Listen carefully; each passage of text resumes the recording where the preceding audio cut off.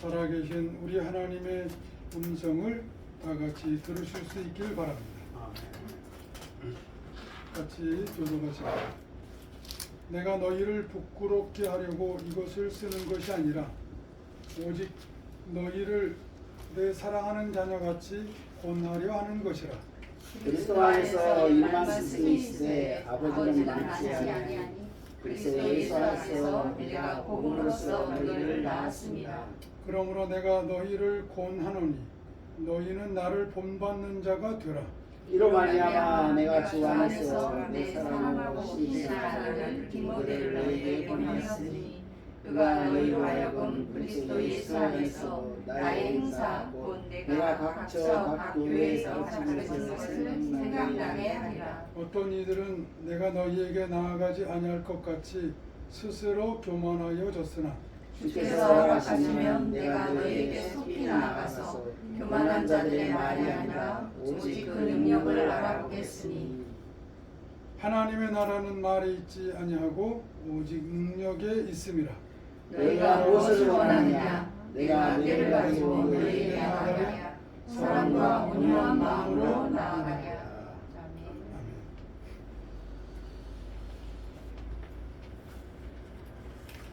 고린도전서 4장 14절로 20절 말씀 갖고 바울이 성도에게 알고 싶었던 것, 이런 제목으로 하나님 말씀 같이 나누시겠습니다. 한번 따라합시다. 바울이 성도에게 알고 싶었던 것. 그것이 무엇일까요? 이순동 목사님이 권유하셔서 이효순 사모님이 한 3년 동안 텃밭을 읽었던 적이 있습니다. 뭐 여러 가지를 심었습니다. 뭐 파도 심고, 가지도 심고, 토마토도 심고, 배추도 심었었던가요? 양파도 심었습니다. 아, 그렇군요. 고구마도 심었습니다. 자, 그런 것을 심고 나면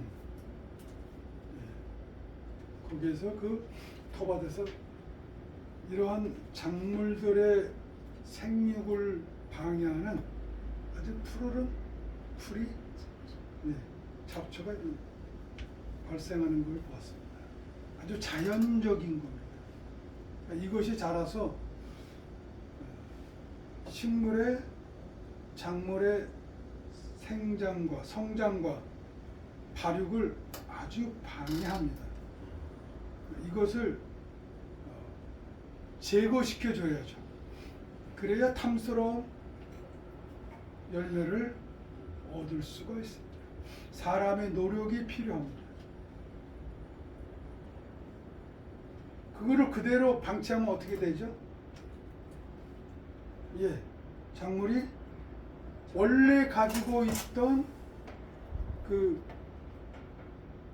열매를 맺을 수 있는 그 능력이 감소가 되죠. 그래서 어떤 때는 가서 보면 풀을 매운다 그러죠. 매주지 않으면 아주 탐스럽게 열려야 될 것들이 너무나도 볼품없는 모습의 열매를 맺는 것을 보게 됩니다.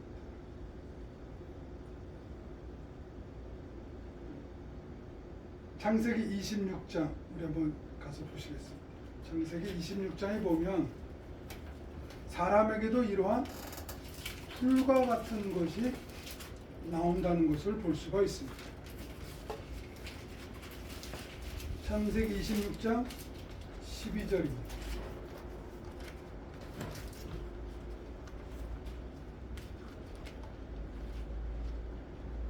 12절부터 15절까지 한번 읽어보겠습니다. 시작.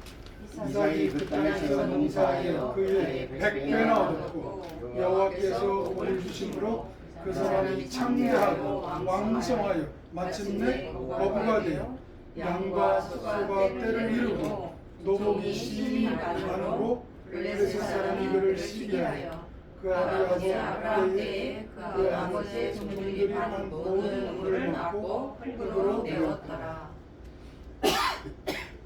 16절 있습니다. 시작. 아말렉이 이삭에게 이르되 네가 네가 우리보다 크게 크게 강성한즉 우리를 떠나라. 이삭이 그곳을 떠나 거기까지. 네. 여기 보면 12절에 보니까 이삭이 땅에서 농사했는데 얼마를 얻었다고요? 100배. 빼라고 100배를 얻었다고요? 네? 예. 놀랍지 않습니까? 어떤 사람의 농사에 100배를 얻었다는 거예요. 이건 농법 중에 이런 농법이 없죠. 농법의 신기원을 이룬 겁니다. 그러니까 주위 사람들이 봤을 때 자기가 농사한 곳에 100배를 얻었어요. 너무나 더 놀라운 이야기가 아닐 수 없습니다. 그리고 여호와께서 뭐 하시죠? 복을 주셨어요. 그랬더니 그 사람이 엄청난 거부가 됩니다. 제가 이제 개혁판을 갖고 읽고 있어서 여러분하고 좀 다룰 수 있는데 이게 좀 개혁 개정판으로 가서 같이 한번 보겠습니다.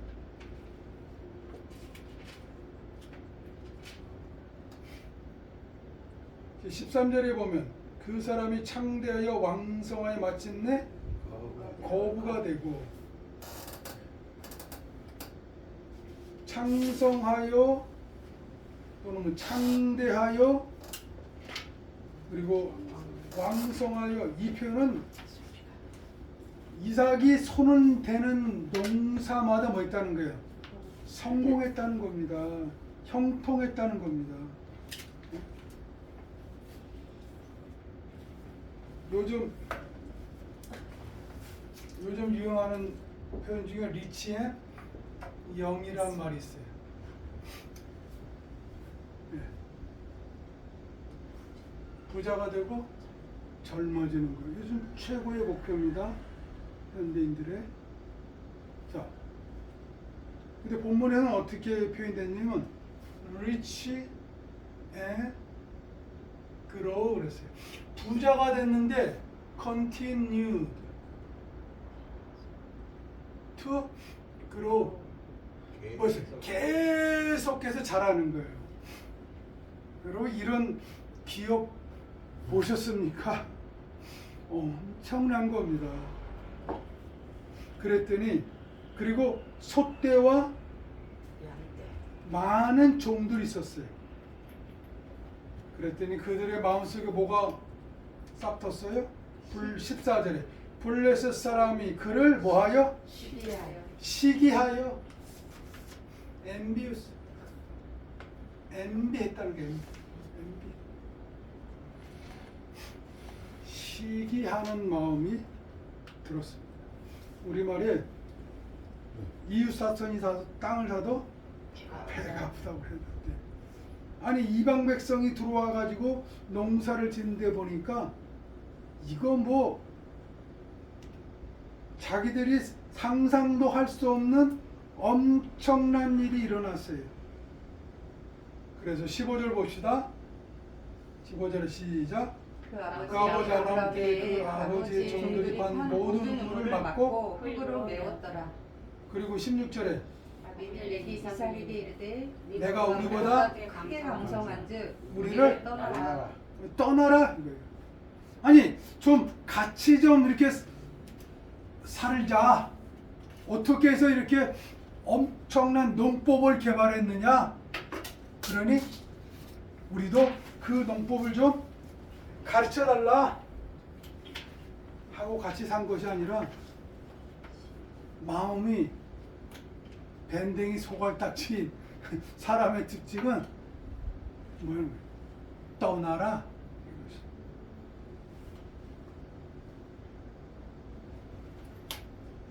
이것이. 예.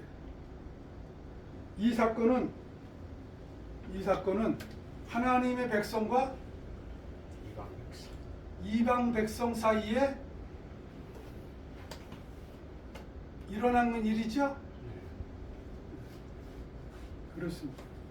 그래서 뭐 그러려니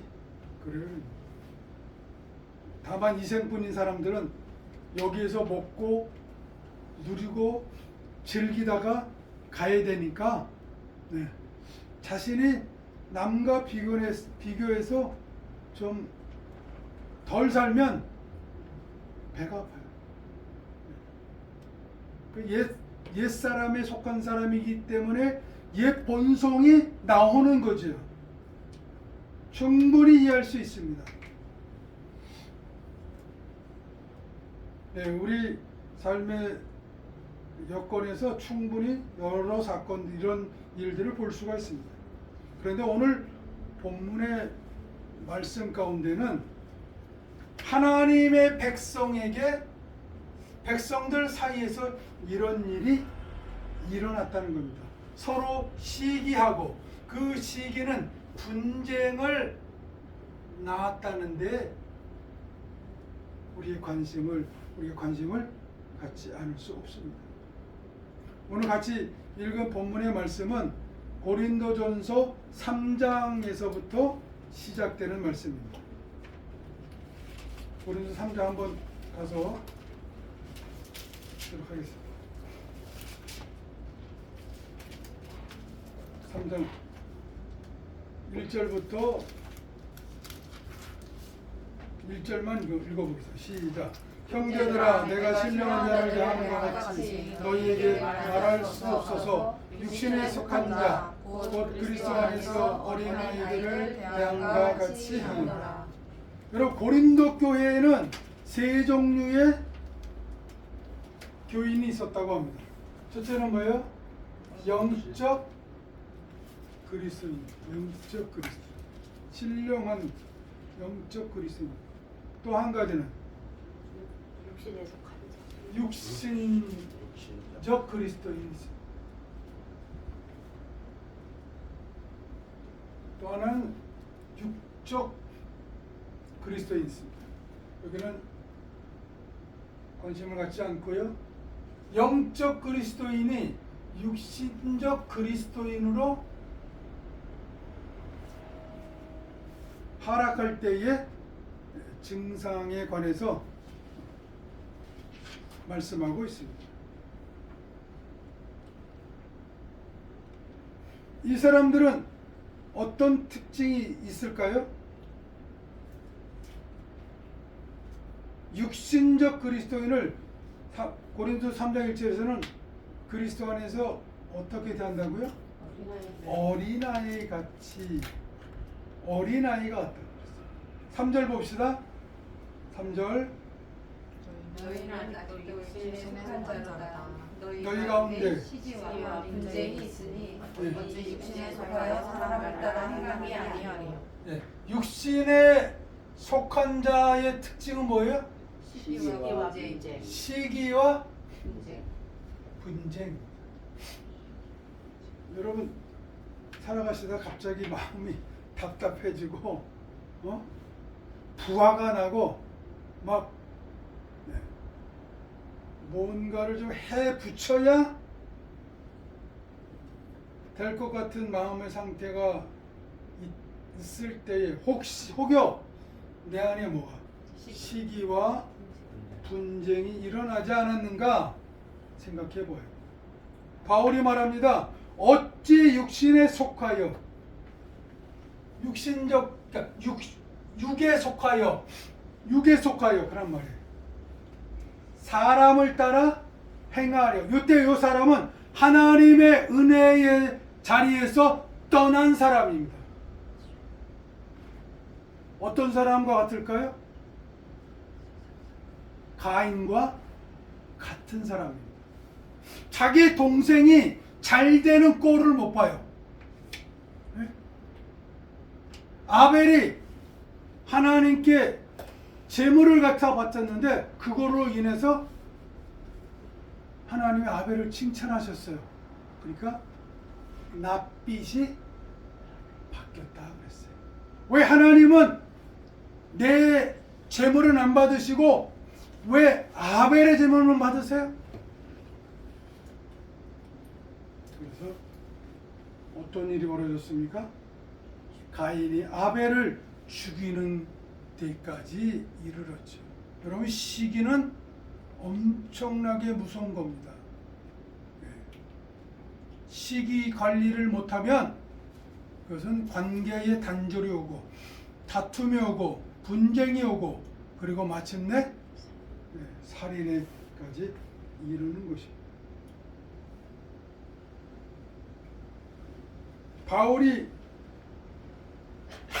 전도한 고린도 교회에는 하나님의 백성들이 들어왔지만 이 사람들이 아직도 육에 속한 자가 드러내는 옛본성의 그 모습이 나타난 거예요. 그래서 육신적 그리스도인으로 떨어졌죠. 그 구체적인 예가 무엇입니까? 5절 보겠습니다. 5절에 같이 읽습니다. 시작. 아볼로는 그런즉 아볼로는 무엇이냐 바울은 무엇이냐 그들은 주께서 각각 주신 대로 너희로 하여금 믿게 한 사역자니라. 다시 있습니다.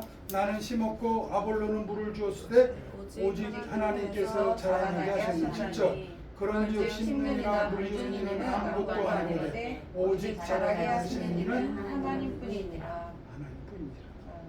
그런데 아볼로는 무엇이고 바울은 무엇이냐? 고린도 교회는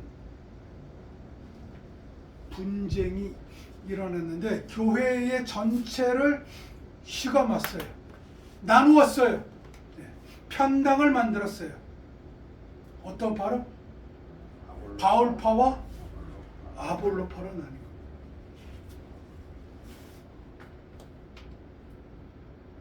우리 교회는 아직 그런 건 없는 것 같아요.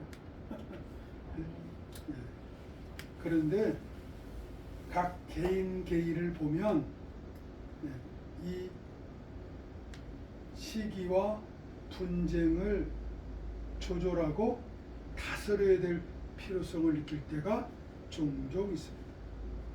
시기의 죄는 하와의 죄라고 우리가 알 수 있습니다. 그것은 어떤 죄죠? 판단의 죄입니다. 자기 중심적으로 자기를 중심으로 해서 세상을 판단하는 것. 이것이 바로 육신의 육적 사람들의 모습입니다. 나를 중심으로 세상을 판단하는 것. 그런데 하나님의 백성은 누구를 중심으로 판단하죠? 그렇죠. 하나님 중심으로, 예수 그리스도 중심으로, 하나님의 교회 중심으로, 백성 중심으로 판단하는 것입니다. 다시 말하면 하나님의 사람은 제3의 눈으로 보는 겁니다. 그래서 나의 소욕도, 나의 계획도 누구의 관점으로? 하나님의 인사이트로, 하나님의 눈으로, 하나님의 통찰로 들여다보는 것입니다.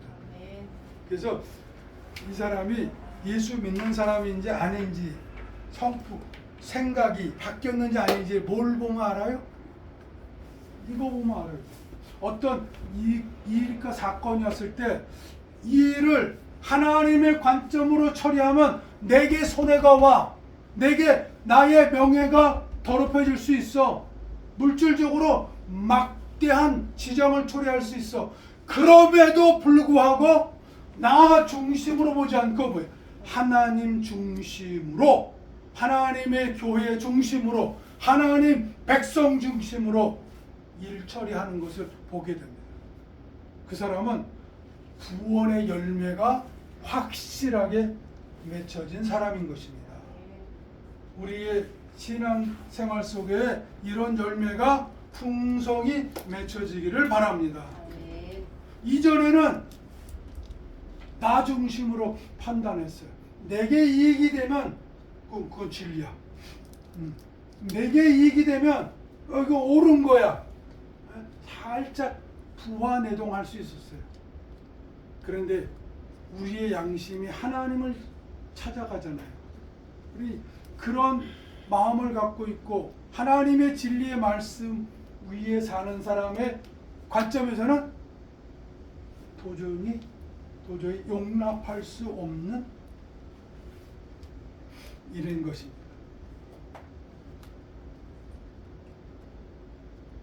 자, 10절로 15절 말씀을 봅니다.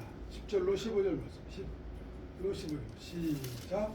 내가 주신 하나님의 은혜를 따라 내가 여러분 건축자와 같이 흙을 닦아주되 다른 이가 그 위에 세우나 그러나 각각 어떻게 그 위에 세울까를 조심할지니라. 이 닦아둔 것 곧 외에 이미 다른 터를 닦아줄 자가 없으니 이 터는 곧 예수 예, 그리스도라. 이 터는 건 뭐라? 예수 그리스도. 지금 바울도 아볼로도 결국은 무슨 일을 한 거예요? 예수 그리스도라고 하는 분의 뭐? 터를 닦아놓은 거예요. 터. 저는 갈보리 예배 공동체의 목사로서 예수 그리스도의 터를 닦는 겁니다.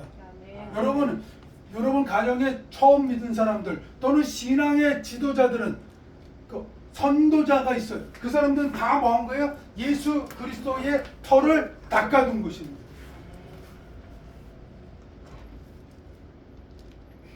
그런데 이 터 위에 건물을 지을 때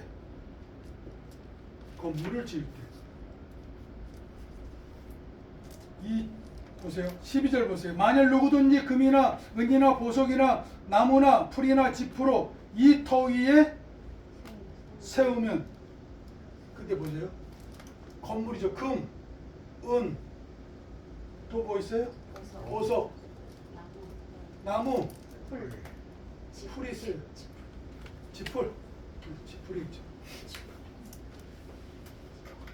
13절에서 각 사람의 공적이 나타날 터인데 그날이 그 공적을 밝히리니 이는 불로 그 불이 각 사람의 공적을 어떠한 것을 시험, 이 모든 것을 어떻게 한다고요? 불로 시험합니다.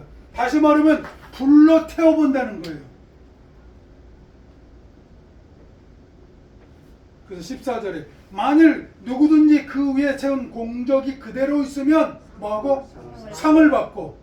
여러분 하나님의 백성으로서 하나님의 일을 감당하면 이건 일반 목회만을 말하는 것이 아닙니다. 여러분의 가정 목회도 마찬가지입니다. 가정 사역자로 하나님 다 삼으셨거든요. 여러분의 직장도 마찬가지입니다. 직장에서도 사역자로 삼으셨거든요.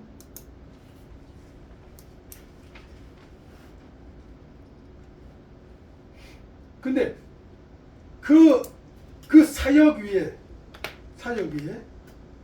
15절에 누구든지 그 공적이 불타면 해를 받으리. 그러나 자신은 구원을 받되 불 가운데 받은 것 같으리라. 여러분 그대로 있으면 상을 받고 그 다음에 그것이 불타면 해를 받는다는 거예요. 이거는 구원은 하나님이 거저 주시지만 구원 이후의 삶의 경영을 말씀하는 겁니다.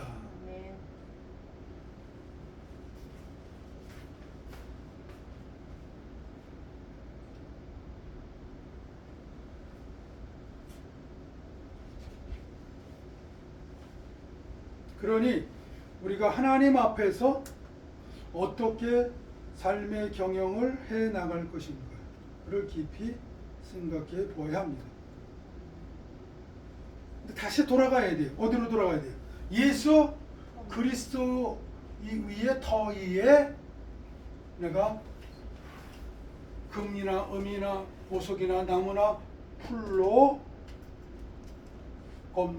건축을 경영을 하고 있다는 사실을 우리가 새삼 기억해야 될 줄은. 그래서 바울이 이제 시기와 분장 가운데 있는 고린도 교인들에게 이제 본격적으로 권면의 말씀을 줍니다. 16절 보겠습니다. 16절부터 같이 있습니다. 시작. 너희는 너희가 하나님의 성전인 것과 하나님의 성령이 너희 안에 거하신 것을 알지 못하느냐. 누구든지 하나님의 성전을 더럽히면 하나님이 그 사람을 멸하시리라. 하나님의 성전은 거룩하니 너희도 그러하니라. 너희는 뭐다? 하나님의 성전. 너희. 단수가 너가 아니고요. 너희예요. 너희. 이는 뭐다? 하나님의 성전. 그 다음에 하나님의 성령이 너희 안에. 거주 너희 안에 그랬어요. 다시 말하면 신앙생활은 하나님의 백성으로서 서로 왕래하는 그 관계 속에, 다시 말하면 그 공동체 속에, 그 모임 속에 그 관계성을 뭐라고 하냐면 그것이 하나님의 성전이다. 그 관계성 안에 하나님의 성령이 거주하신다. 와, 놀라운 말씀입니다. 이것은요, 바울이 말하는 성도론이고요, 바울이 말하는 교회론입니다. 하나님의 성도가 어떻게 살아야 됩니까? 하나님의 교회가 어떻게 살아야 됩니까? 너희가 하나님의 성전이다. 하나님을 드러낸다는 거예요. 성전은 하나님의 임재를 나타내는 거죠. 하나님의 모습을 나타내는 거죠. 우리의 관계를 통해서 사람들이 뭘 깨달아요? 하나님이 저 속에 계시네? 하나님이 역사하고 계시네? 라는 걸 안다는 거예요.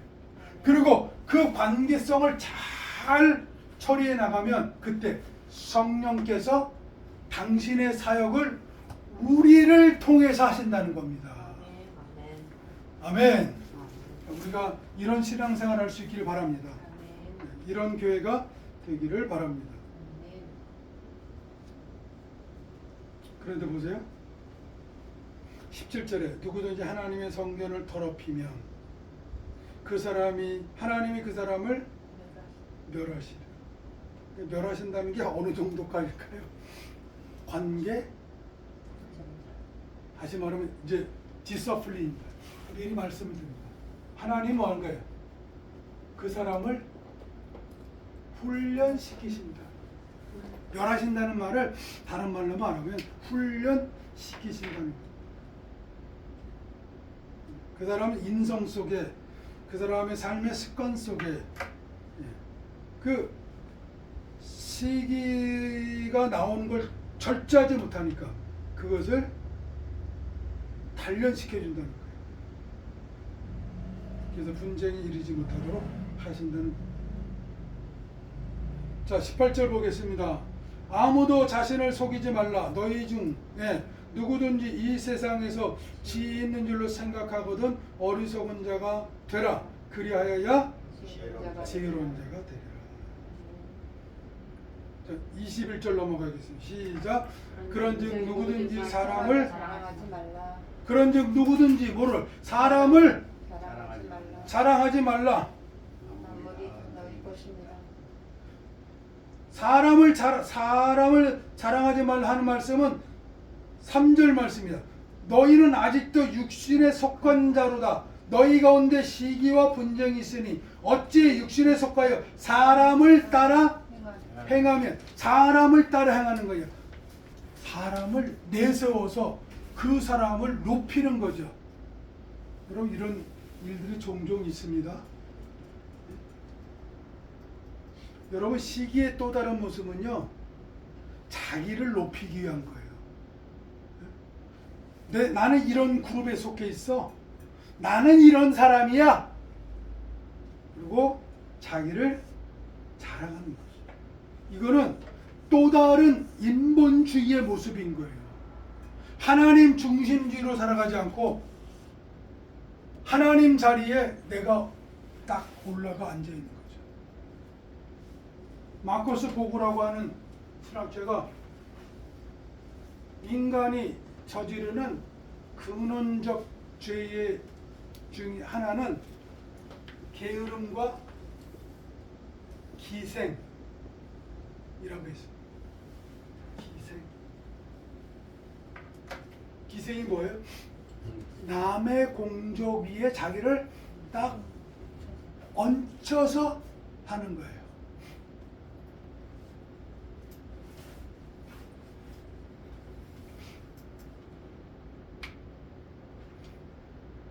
여러분, 이런 삶을 피하려면 어떻게 해야 됩니까? 19절 보겠습니다. 19절 시작. 이 세상 지혜는 하나님께 어리석은 것이니 기록된 바 하나님은 지혜 있는 자들로 하여금 자기 꾀에 빠지게 하시느니라 하였고, 여기 자기 꾀에 빠진다는 말은 뭐냐면 이 쾌유를 말합니다. 쾌유. 다시 말하면 뭐죠? 교만함. 교묘하게 뭔가를 행하는 것, 숨기는 것을 말합니다. 영어로 얘기하면 craftiness, craft. 크래프트라는 게 아주 기술적으로 말하면 최고의 기술이거든요. 그러니까 사람이 자기를 드러내고 분열을 조장하고 하는 데 있어서 요 크래프트니스를 싹 뱀처럼 발휘한다는 거예요.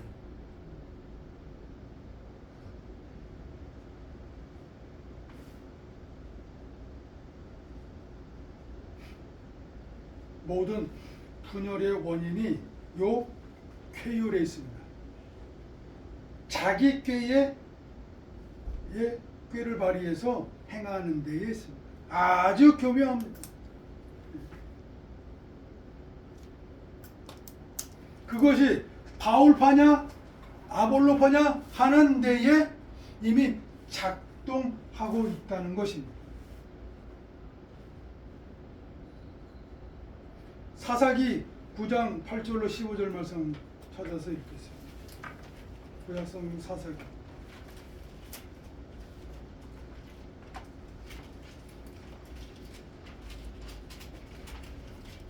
9장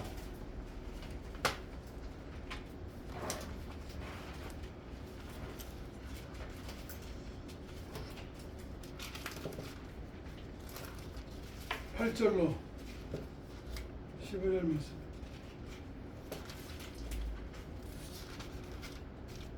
그럼 7절부터 읽습니다. 시작. 사람들이 요담에게 요담에게 알리매 요담이 그리심 산 꼭대기를 가서 서서 그의 무쇠를 넓혀 그들에게 외치되 세겜 사람들아 내가 말을 들으라. 그리하여 하나님의 말을 들으시니라. 8절부터 읽습니다. 시작. 바로는 나무들이 가서 기름을 부어 자신들 위에 왕으로 삼으려 하여 감람나무에게 이르되 너는 우리 위에 왕이 되라. 감람나무가 그들에게 이르되 내게 있는 나의 기름은 하나님과 사람을 영원케 하나니 내가 어찌 그것을 버리고서 나무를 위에 붙이게 하였지라. 네, 그 다음에 이제 무화과 나무, 포도나무 쭉 내려오다가 15절에 시작. 가시나무가 나무들에게 이르되 만일 너희가 참으로 내게 기름을 부어 너희 위에 왕으로 삼겠거든 와서 내 그늘에 떼어라. 그리하지 아니하면 둘이 가시나무에서 나와서 레바논의 백향목을 살릴 것이니라 하였느니라. 이것에 대한 해설을 16절에서 말씀합니다. 시작. 이제 너희가 아비멜렉을 세워 왕으로 삼았으니 너희가 행한 것이 과연 진실하고 의로우냐? 이것이 여로보암과 그의 집을 선대함이냐? 이것이 그의 손이 행한 대로 그에게 보답함이냐? 가시나무가 모든 나무를 제끼고 뭐겠다 자기가 왕이 되겠다는 겁니다. 분열과 분쟁의 씨앗을 심겠다는 겁니다.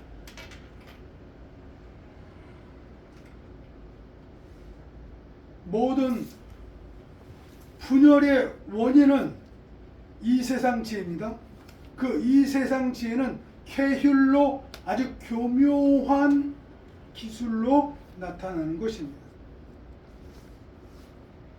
자, 이것에 대해서 바울이 치유책을 내놓습니다. 자, 4장 말씀 가서 보도록 하겠습니다. 고린도전서 4장 3절 보겠습니다. 3절 시작. 너희에게나 다른 사람에게나 판단받는 것이 내게는 매우 작은 일이라 나도 나를 판단하지 아니하노니. 그러니 나도 나를 판단하지 않으니 너희는 스스로를 타인을 판단하지 말하라. 말라. 판단하게 되면 어떻게 되느냐. 6절 말씀이 같이 있습니다. 시작. 형제들아 내가 너희를 위하여 이 일에 나와 아볼로를 들어서 본을 보였으니 이는 너희로 하여금 기록된 말씀 밖으로 넘어가지 말라는 것을 우리에게서 배워 서로 대적하여 교만한 마음을 가지지 말아야 함이라. 지금 고린도 교인들은 서로 대적하여서 교만한 마음을 가지고 있는 거죠. 그 교만한 마음의 중심에는 뭐가 있어요? 판단이 있어요. 판단이 있다. 그 판단은 어떠한 결과를 일으켰느냐 하면 7절에 누가 너희를 남달리 구별했는데 요 남달리 우리끼리 우리만 이 모임만 이렇게 구별했다는 거예요. 여러분 하나님의 교회는요 누구나 부자나 가난한 자나 지식이 있는 자나 없는 자나 누구나 다 하나님 앞에 나와서 한 형제라 한 자매라 서로 부를 수 있고 서로 위로하고 사랑할 수 있습니다. 예수 그리스도의 터 위에 우리가 어떤 건물을 짓고 있는가, 어떤 신앙의 건물을 짓고 있는가 우리가 살펴봐야 될 줄 압니다. 자, 그래서 구별했더니 어떤 일이 벌어졌냐? 8절 보세요. 8절. 시작. 너희가 이미 배부르며 이미 풍성하며 우리 없이 왕이 되었도다. 우리가 너희와 함께 왕노릇하게 하여 참으로 너희가 왕이 되기를 원한다. 벌써 이 사람들은 뭐가 됐어요? 바울 없이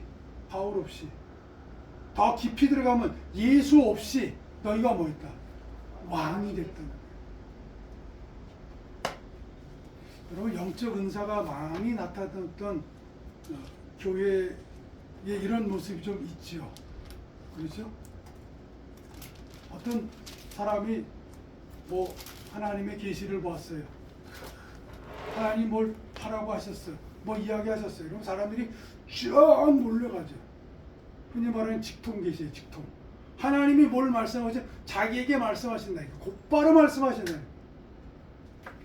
그러면 어떤 일이 벌어져요? 교회 안에 공동체가 깨어지기 시작합니다. 그래서 이 사람의 말을 추종하기 시작해요. 근데 따라가지 않으면 저주가 곧장 임합니다.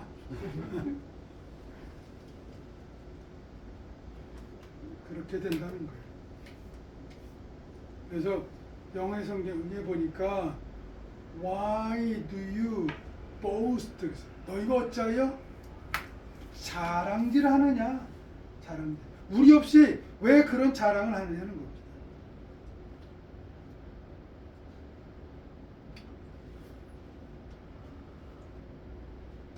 자, 이런 고린도 교회 상태에 대해서 바울이 비통한 마음을 가지고 고린도 교인들에게 호소합니다. 자, 10절부터 13절까지 한번 읽습니다. 시작. 우리는 그리스도 때문에 어리석으나 너희는 그리스도 안에서 지혜롭고 우리는 약하나 너희는 강하고 너희는 존귀하나 우리는 비천하고 바로 이 시각까지 우리가 줄이고 목마르며 헐벗고 매맞으며 정처가 없고 또 수고하여 친히 손으로 일을 하며 모욕을 당한즉 축복하고 각해를 받은지 참고 비방을 받은지 권면하니 우리가 지금까지 세상에 들어온 것과 만물의 찌꺼기같이 되었도다. 바울이 우리는 그리스도 때문에 어리석어지는데 너희는 그리스도 안에서 지혜롭게 된다. 나는 바울을 옹립한 사람이야. 나는 아볼로를 옹립한 사람이야. 나는 바울파에 속한 사람이야. 나는 아볼로파에 속한 사람이야. 나는 이런 사람이야. 했다는 거예요. 너희는 그리스도 안에서 지혜롭고 우리는 약하나 바울은 약해졌어요. 근데 너희는 왜? 강해졌어요. 강해졌어요. 너희는 존귀해졌어요. 근데 우리는 어떻게 된 게? 아니 복음을 전해준 바울은 비천해졌어. 근데 복음을 받은 사람은 그걸로 인해서 아주 존귀해졌어. 나는 이런 삶을 사는 사람이야. 이런 대접을 받아야 돼. 이렇게 말했다. 그것이 어떤 사람들의 모습이라고요? 육신적 그리스도인의 모습. 그래서 14절 이후에서 말합니다. 바울이 내가 너희를 부끄럽게 하려고 이것을 쓰는 것이 아니고 오직 너희를 내 사랑하는 자녀같이 권하려. 그러니까 부끄럽게 하려고 하는 말이 아니고 그리고 너희에게 내 사랑하는 자녀같이 권한다 했는데 이 권한다는 게 권면한다는 말이 아니에요. 상황이 상황인지라 뭐 했다는 거예요? 원했어요. 원. 경고했다는 거예요. 경고했어요. 근데 그 경고하는데 뭐예요? 사랑하는 자녀처럼 경고했다는 거예요. 그러니까 빨간불이 켜졌어요. 고린도 교회에 뭐가 생겼어요? 빨간불이 켜져요. 삐용삐용하고 빨간불이 켜진 거라는 거예요. 우리의 신앙을 다시 되돌아봐야 되는 거죠. 강력하게 점검을 해봐야 된다는 거예요. 왜 바울이 이렇게 말할 수 있느냐? 15절에 보면 하반절에 그리스도 예수 안에서 내가 너희를 복음으로써 너희를 낳았기 때문에 그렇죠. 그러면서 이제 디모데를 보냈고 디모데를 통해서 디모데가 교회에서 가르치는 걸 통해서 이제 생각나게 내가 너희에게 가르쳐준 예수 그리스도의 복음을 생각나게 하겠다 이렇게 말씀해줘. 자 19절과 20절 말씀이 있습니다. 시작. 주께서 허락하시면 내가 너희에게 속히 나아가서 교만한 자들의 말이 아니라 오직 그 능력을 알아보겠으니 하나님의 나라는 말에 있지 아니하고 오직 능력이 있습니다. 예. 여러분 하나님 나라는 말에 있지 않고 그러면 지금 아볼로파와 바울파로 지금 갈려서 지금 양쪽 진영이 싸우고 있는데 말로 치고 받고 싸우고 있는 거잖아요. 무슨 말이 오겠죠? 바울이 옳다, 아볼로가 옳다, 바울이 높다, 아볼로가 높다. 아니 교회 설립자를 우대해야 되지 않냐 하니까 아니다. 지금 목회하고 있는 우리에게 목회줘야 해. 아볼로를 높여줘야 된다. 서로 왔다 갔다 한 거죠. 근데 바울이 그 말이 아니라 그 능력을 내가 알아보겠다. 바울은 고린도 교인들에게 그 능력이 있는가를 알아보고 싶어요. 여러분 그게 뭘까요? 자, 고린도 교회가 뭐 때문에 발생이 된 거죠? 파벌 때문에 온 거잖아요. 그 파벌의 원인이 뭐였어요? 시기였잖아요. 시기.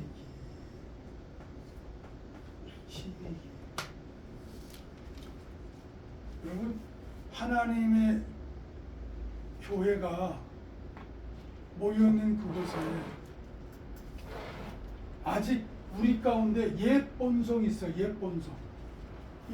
그것이 나타날 때 과거에 내가 교회를 다니기 전에 예수를 믿기 전에 그 행했던 근원으로 돌아가면 나 중심으로 모든 것, 나 중심으로, 내 가정 중심으로, 우리 교회 중심으로, 우리나라 중심으로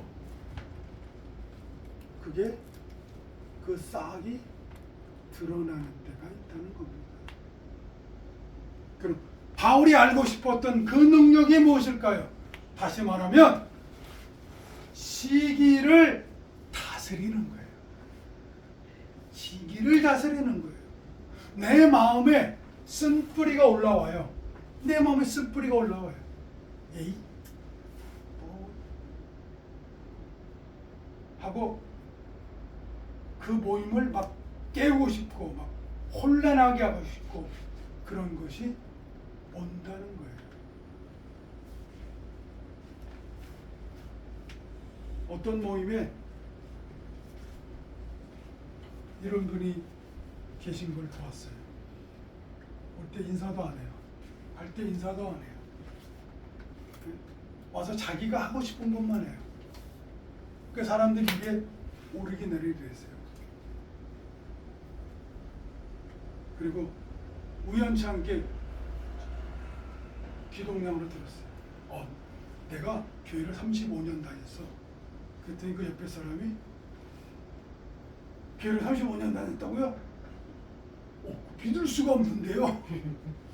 와, 내가 그 말을 듣는데 가슴이 아팠어요.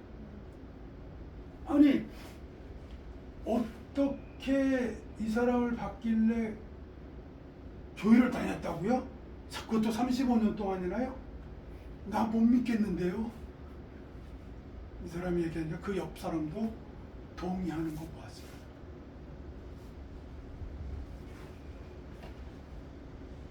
그러면 이 사람은 이 B라는 사람은 A라는 사람의 무엇을 보았기 때문에 이런 말이 가능한 거죠? 자기 중심성이 아직 변화되지 않은 거죠. 여러분, 어떤 단체나 모임에 가면 펠로우십이 있어야 돼요. 뭐가 있어야 돼요? 펠로우십이 있어야 돼요. 교제가 있어야 돼요. 서로 교감이 있어야 돼요. 근데 자기만 즐기고 자기만 놀고 자기만 어떤 이익을 차지하려고 자리를 내어주지 않고 하는 그 행동은 펠로우십이 아닌 거죠. 예수 그리스도를 그 터 위에 사는 사람은 예수 그리스도 중심적인 펠로우십의 삶을 사는 사람인 거예요. 이것을 드러내고 잘하게 우리가 해야 될 줄 알아요.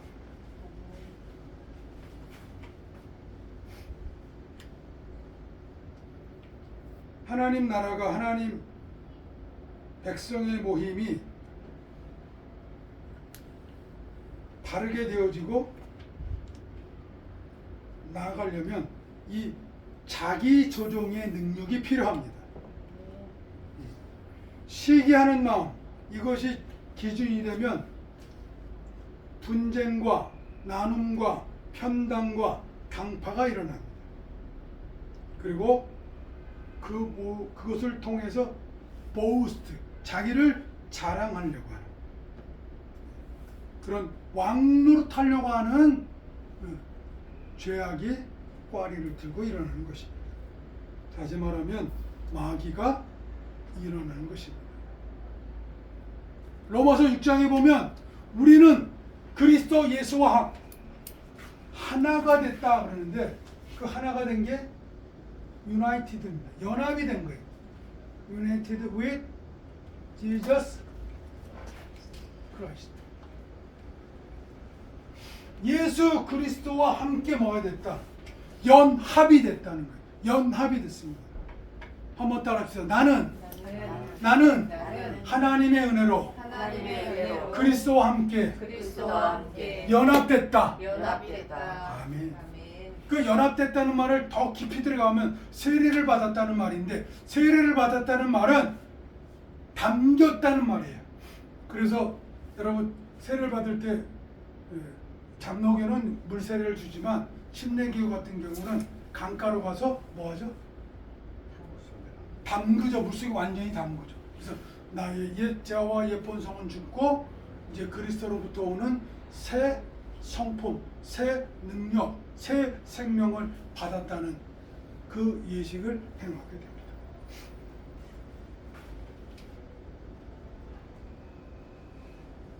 (4장 14절에서) 내 사랑하는 자녀같이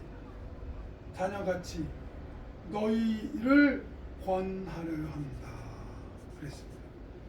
구원하려고 하는 것. 바울이 알고 싶었던 것, 그것은요, 우리가 시기와 편당을 이겨내고 분쟁하는 삶에서 벗어나서 예수 그리스도로 말미암아 우리는 하나님과 우리 사이에 화평이 왔습니다. 다시 말하면 평화가 왔습니다. 그 평화를 갖고 있기 때문에 우리는 시기하는 마음, 나가서 편을 가르는 삶, 이것으로부터, 이 육신적 죄악으로부터 벗어날 수 있는 근원적 능력이 있음을 믿으시기 바랍니다. 그리고 이런 것을 먼저 내 내면이 정리하고, 또 이런 것이 보일 때마다 가서 평화의 사도가 되어서 그런 것들을, 그 불을 끄고 온전케 만드는 그 사역이 우리의 삶 가운데서 일어나시기를 바랍니다. 이 땅에는요, 이 평화의 사도를 기다립니다. 이 사명을 우리에게 주셨습니다. 우리 삶 속에서 이런 모습이 일어나기를 바랍니다. 바울이 고린도 교인들에게서 보기를 원했던 것, 그것이 우리 삶 속에서도 동일한 열매를 맺을 수 있기를 바랍니다. 기도하겠습니다. 하나님 아버지, 우리를 하나님의 성전이라 성령이 거주하신다고 말씀하시니 참으로 송구스럽습니다. 그러나 이 말씀의 본질을, 그 뜻을 다시 깨닫습니다. 하나님, 예수 그리스도의 터 위에 우리의 인생이 건설되어지게 하여 주시옵소서. 그래서 불로 실험하는 것이 올 때에 능히 이기게 하여 주시옵소서. 하나님께서 예수 그리스도의 희생을 통하여서 하나님과 우리 사이를 화평케 하셨사오니 그 화평의 사도의 삶이 우리의 삶 속에서 열매를 맺게 하여 주시옵소서. 감사드리옵고 예수님의 이름으로 기도올리옵나이다.